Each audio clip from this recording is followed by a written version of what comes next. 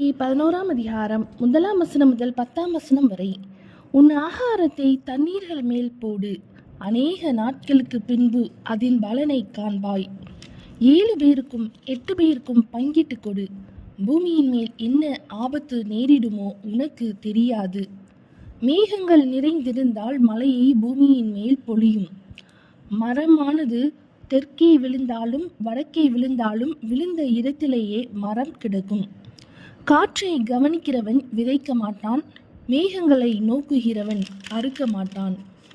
ஆவியின் வழி இன்னதென்றும் கர்ப்பவதியின் வயிற்றில் எலும்புகள் உருவாகும் விதம் இன்னதென்றும் நீ அறியாதிருக்கிறது போலவே எல்லாவற்றையும் செய்கிற தேவனுடைய செயல்களையும் நீ அறியாய்.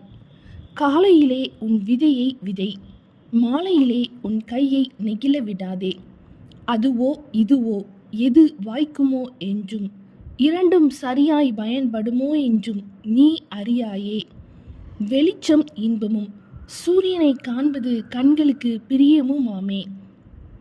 மனுஷன் அநேக வருஷம் ஜீவித்து அவைகளிலெல்லாம் மகிழ்ச்சியாயிருந்தாலும் அவன் இருளின் நாட்களையும் நினைக்க வேண்டும்.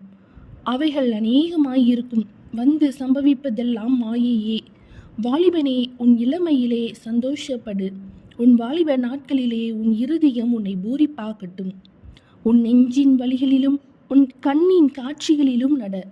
ஆனாலும் இவை எல்லாவற்றின் நிமித்தமும் தேவன் உன்னை நியாயத்திலே கொண்டு வந்து நிறுத்துவார் என்று அறி. நீ உன் இருதயத்தில் இருந்து சஞ்சலத்தையும் உன் மாம்சத்திலிருந்து தீங்கையும் நீக்கி போடு.